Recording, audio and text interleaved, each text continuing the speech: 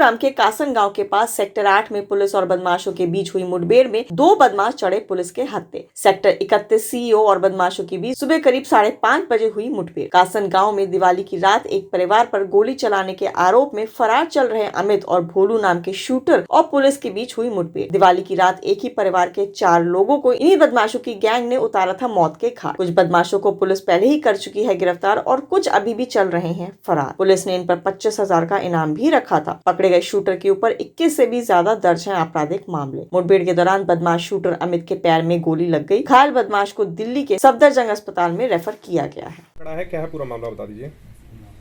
ये हम सबको पता है कि दिवाली पे कासन गांव में एक फायरिंग हुई थी और जिसमें 4 लोगों की मृत्यु हुई थी।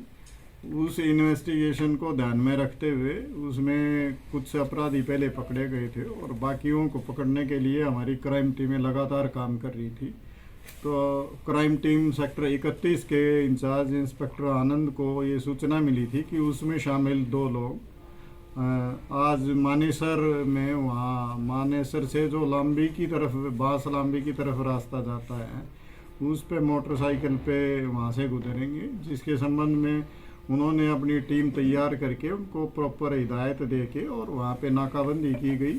और जब वो उस समय पे 2 लोग मोटरसाइकिल पे आए, उनको इंटरप्ट करने की कोशिश की तो उन्होंने पुलिस बल पे ही मोटरसाइकिल चढ़ाने की कोशिश की और फिर पुलिस ने जब वो बैरिकेड लगाए, वो अनबैलेंस होके गिरे भी तो उन्होंने पुलिस पार्टी पे फायर कर दिया। पुलिस ने भी जवाबी फायर किया जिसमें एक बदमाश घायल हुआ जिसका नाम अमित गांठ है, जो इस हत्याकांड का मेन सरगना रहा है, जिसने ही बाकी शूटरों को तालमेल करके और यहाँ पे लाके ये सारा हत्याकांड को अंजाम दिया था। और पहले भी मानेसर में और गुड़गांव में कई जगह उन्होंने फायरिंग की थी, जिसके संबंध में भी अलग अलग केस रजिस्टर हैं।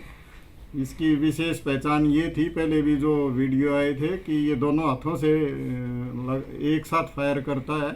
बड़ा खतरनाक किस्म का अपराधी है। दिल्ली, सोनीपत, बवाना इस साइड में इसके बहुत सारे हत्या के प्रयास और लूट डकैती, भिवानी डिस्ट्रिक्ट में भी इस तरह के काफ़ी लगभग 21 विभिन्न मुकदमों में ये वांटेड है और पकड़ा भी नहीं गया था। तो हम लगातार इसका पकड़ने के लिए प्रयास कर रहे थे और आज इसको इस तरह से काबू किया गया। और इसका जो दूसरा साथी था जिसने भी पुलिस पार्टी पे फायर किया था, उसको हमने काबू किया है और उसको आज हम कोर्ट में प्रोड्यूस कर रहे हैं। ये जो अमित गांठ जिसको मुकाबले में इसको गोली लगी है, वो अभी उपचाराधीन है और उसको सफदरजंग रेफ़र किया गया है, वहाँ पे उसका इलाज चल रहा है। हम अब इस मुकदमे की और जो जिस मुकदमे 307 में जो ये इन्होंने पुलिस पार्टी पे फायर किया था, उसमें इस व्यक्ति को गिरफ्तार किया है और जो मर्डर केस था उसमें भी, और जो विभिन्न केस हैं उनकी इन्वेस्टिगेशन अब शुरू की जा रही है और उसमें आगे की कार्रवाई की जाएगी। ताजा और रोचक खबरों के लिए यूं ही जुड़े रहें हमारे साथ और हाँ, हमें सब्सक्राइब करना ना भूलें। नीचे दिए बेल आइकन को जरूर प्रेस करें।